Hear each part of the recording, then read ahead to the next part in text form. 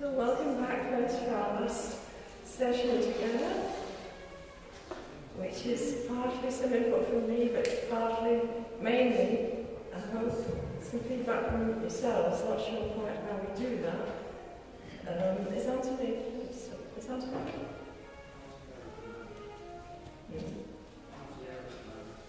Oh, right. Competitions. Stop. Is Anthony here, or is he coming? No, he's not here. Is he expecting to come back? Yes, I think so. Because he would probably be able to facilitate whatever sharing there is, or questions. Right. Shall I just wait a few minutes, do you think?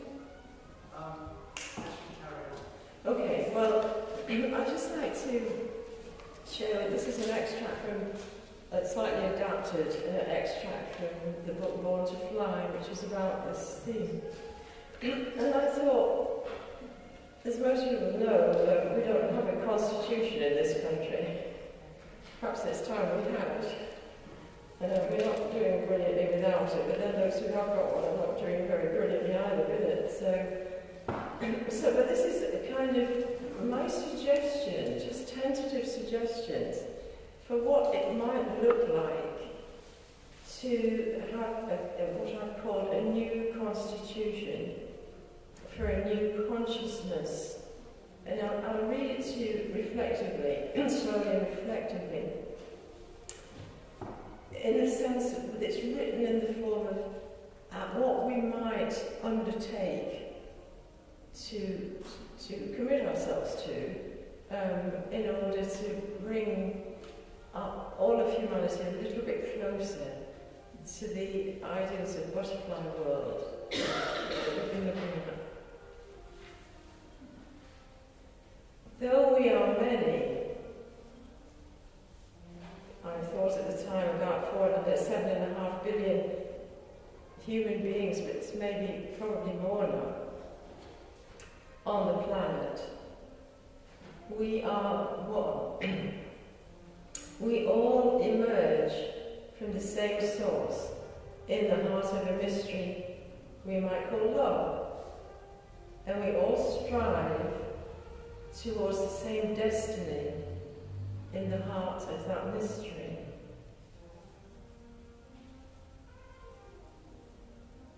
We are one with each other. And we are one with all life on this living planet.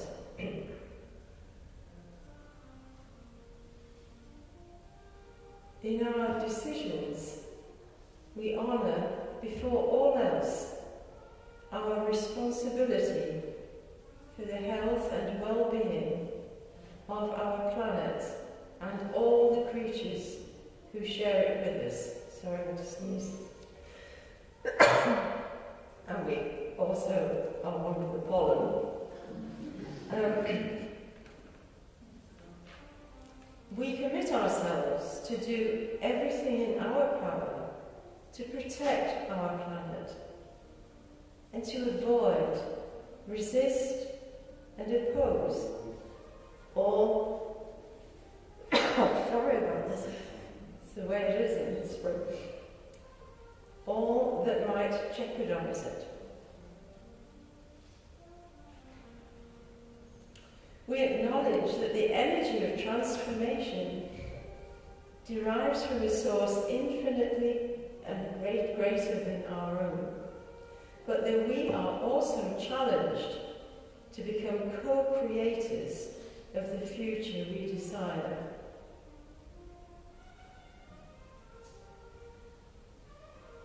We recognize that the future we create tomorrow depends on the moment-by-moment choices we make today. Some of these choices seem tiny, and some seem huge.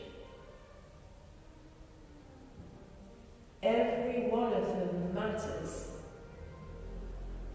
and will either draw us a little bit closer to the best we can be, or pull us a little bit further away from the future we desire.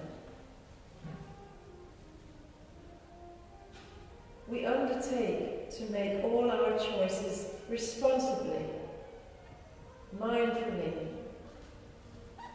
and for the greater good of all creation.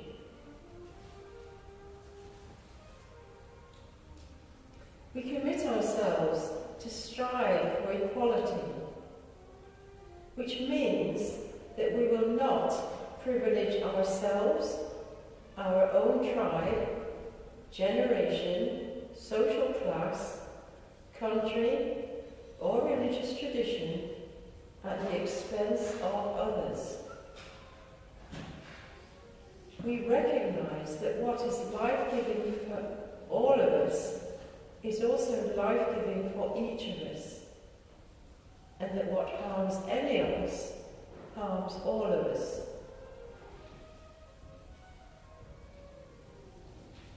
We understand that transformation can only be experienced through the traumatic meltdown of the chrysalis.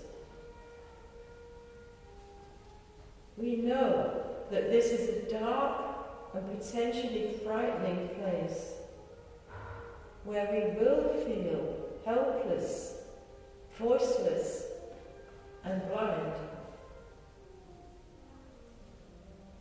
We will trust this process and support each other whenever we have to pass through chrysalis times in our lives and in the life of the world.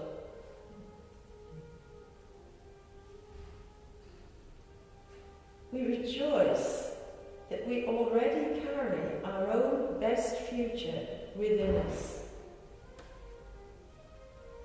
Just as the butterfly is already present within the caterpillar. We rejoice that even though circumstances may appear to destroy us, nothing can ever destroy the dream we hold in our hearts. We commit ourselves to trust the dream,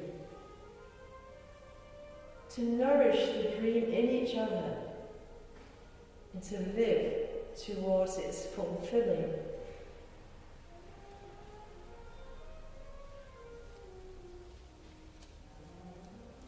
We desire to learn from the butterflies the art of symbiotic relationships. And we will strive to live in such a way that we do not take without also giving. That we never take what we desire by harming or invading another living being, including the earth herself.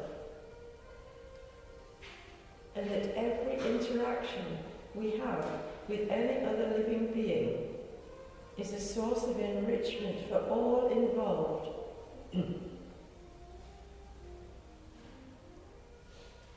Like the butterflies, we respect every other living being that shares our space. We commit ourselves never to demonize those with different beliefs, opinions, or lifestyles,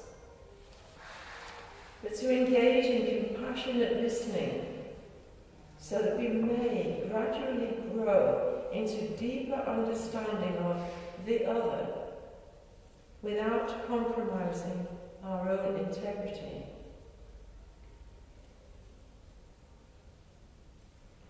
Like the butterflies, we commit ourselves to care for our young and for the generations who follow after us, guiding them towards what nourishes them, safeguarding them from all that would harm them, passing on to them the wisdom of the way, gleaned from our own reflected experience. And when the time is right, making way for them, passing on to them the baton of life.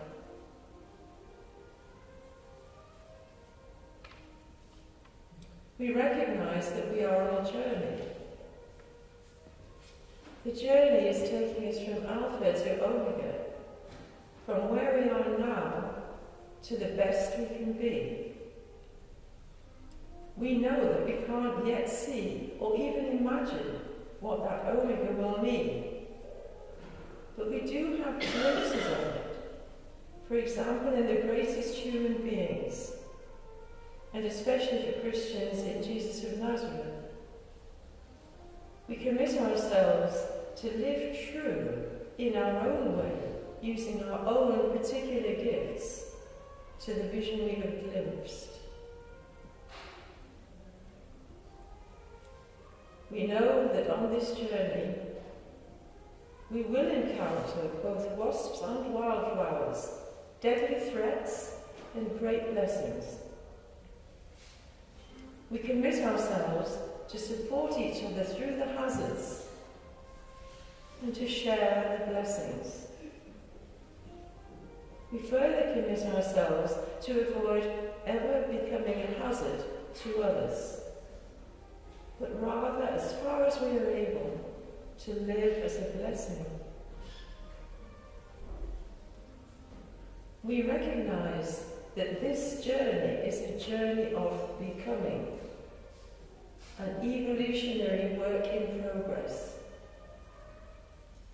We commit ourselves to become the change we long for, just as the imaginal cell gradually becomes its own unique part of the butterfly. To do this, we each undertake to strive to become the best human being we can be, and to come together in peaceful and wholehearted collaboration to become the best humanity we can collectively be. We recognize that we cannot do this alone, but only in the sustaining and enabling power of the holy mystery that birthed us, and in active cooperation with each other, both in our own community and generation, and across the global community and generations still unborn. We rejoice that though we are still immature caterpillars, fighting each other and the rest of the forest for survival, unheeding of the harm we cause, nevertheless, we hold the future within us.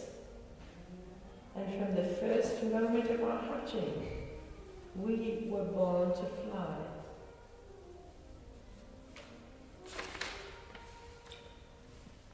So those are some thoughts on that. I'd invite you actively to reflect on what would you write? How would you write that constitution? What would be important to you? Obviously we can't do that in a half hour now, but you might want to take it away with you and think about it. That text will be available to you. Just to stress this importance of the choices we make. Every choice we make really, really matters. Whether it's a tiny one, to let someone out into the line of traffic, or a huge one. I met someone in Chicago, Southside Chicago, where it was a huge decision, where the neighbours were from Eastern Europe, recent immigrants. Father was a long-distance lorry driver, and the mother was home with this little girl, a 4-year-old child, and the mother became very gravely ill with cancer and died. And the father was left with this child. The only way he could earn the money to feed this child was to go away on long-distance travel. So anyway, my friends in Southside Chicago took this. They didn't take her in, but they looked after her whenever Dad wasn't there, or Grandma came over from, I can't remember where it was, somewhere in Eastern Europe. So they didn't take her over, but they were holding place very much for this child for years. And when I heard about this, I said, that was a huge thing to do. What a commitment. Once you've started on a journey like that with a vulnerable little girl or child, you can't stop. You can't opt out. I said that was huge. And my friend said, well, all we did was give her a place to land. And I thought, oh. So some choices are massive and some are tiny, but every choice matters. Every choice, I suggest to you. I'll tell you a story to finish with about why every choice matters and how, what this looks like in a nutshell. But also, before I do that, I wanted to share with you another friend of mine who is dead now, sadly, but he was a German Jew, but Jew by race, but Christian by faith in the family tradition. And they fled from the Nazis in the 30s or early 40s, fled to Italy, but were chased out of Italy as well, and landed in Wales eventually. So a very traumatic early childhood. He lost his sight when he was 8 years old. He was completely blind. He was a lovely, lovely man. A very intelligent man. He was a senior lecturer in classics at Keele University. But in his late on in life, he lost his hearing as well. In losing his hearing, he lost his orientation. He was relying on his ears to guide him. And then the very last few months of his life, he was slipping in and out of dementia. But he had lucid times as well, and in those lucid times I often sat with him and we talked about old times and so on. And then one day he said to me, Margaret, it's a terrible thing, sorry, croaking again.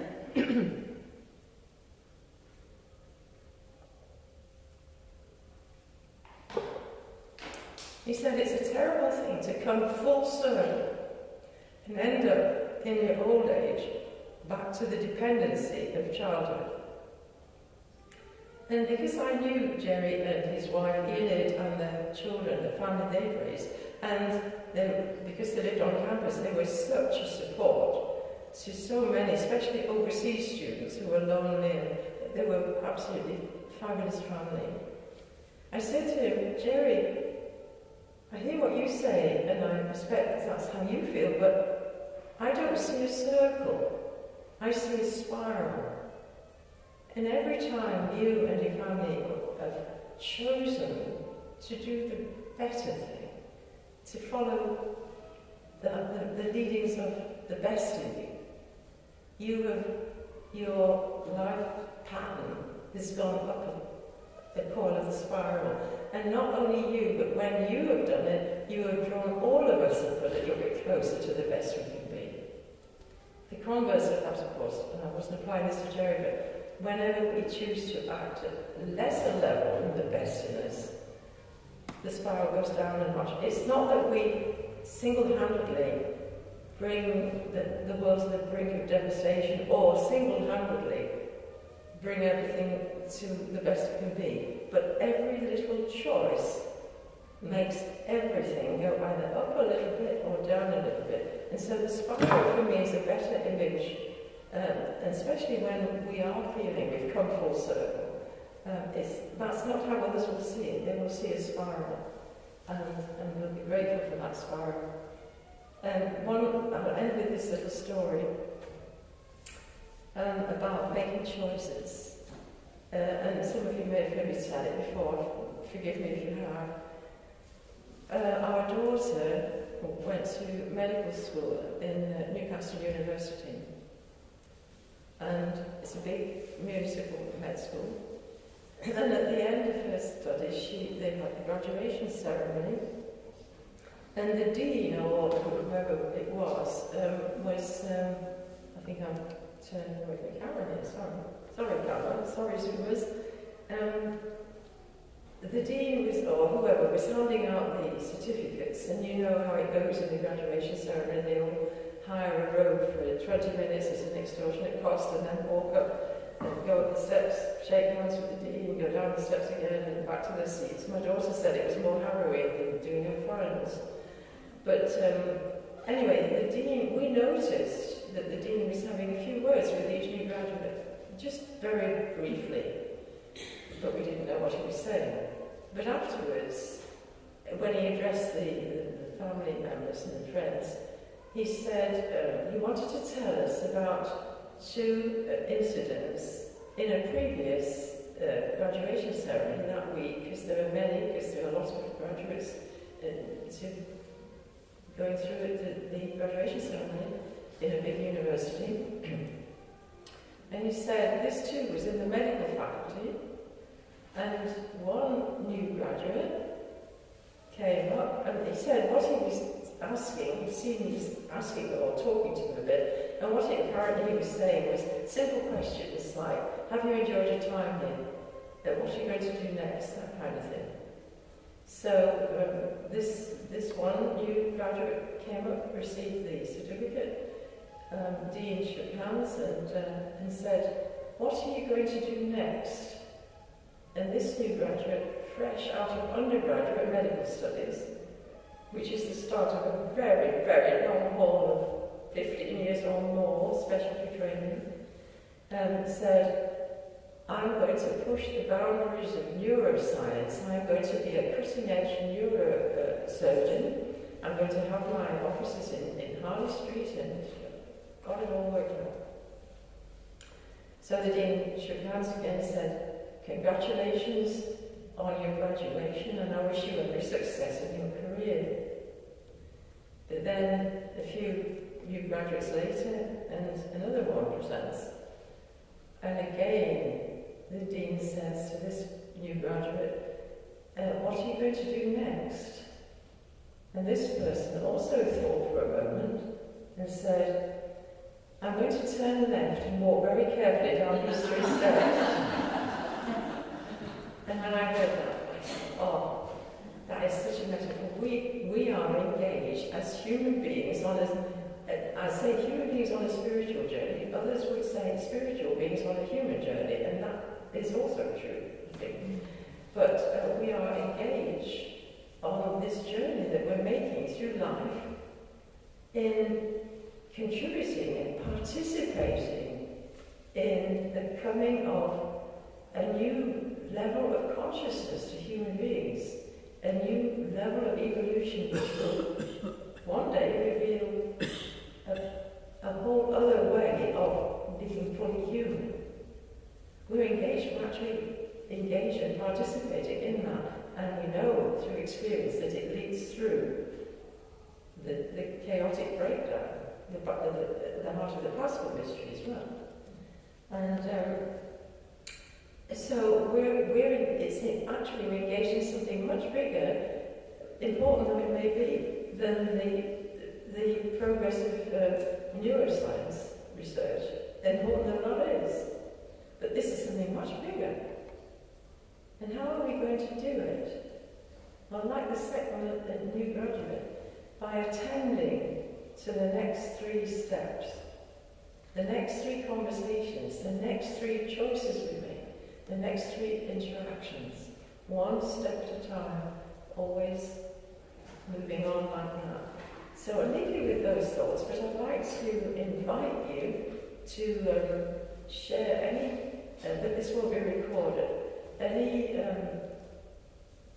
that's arisen for you that you'd like to bring up and share with all of us.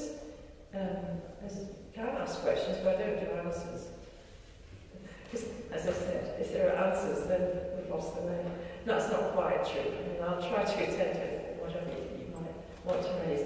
But, Anton, would you mind masterminding that process? Thank you. Margaret, thank you very, very much. We are staying streaming just for a moment, Okay. And then we will unstream while we chat. Okay. And this is partly so all those at home can hear our heartfelt thanks just in a moment. Margaret is very observant, I think that you noticed that I came in 5 minutes late for this session. Oh, yes. Am I right? Yeah, you're a March man. Yes. There we go. And that was because I just had to dash out because there's a possibility this day that a new baby might be being born. Oh, and as I came back in, you were reminding us of the butterfly handing over the baton, that's what butterflies do, to the next generation. Yeah. And that felt apt and appropriate and poignant. I guess for all of us, at home or in the building, we have loved so many of the images that we've heard today. And whatever that may be, could I just also say, I just love the challenge at the end, that what might those next 3 steps might be, those next 3 conversations and ever. But what I'm not going to do is just to go through my favourite bits of today, because that's not my role at this moment. On behalf of those at home, on behalf of those here, Margaret, thank you very, very much, and a big loud clap, please.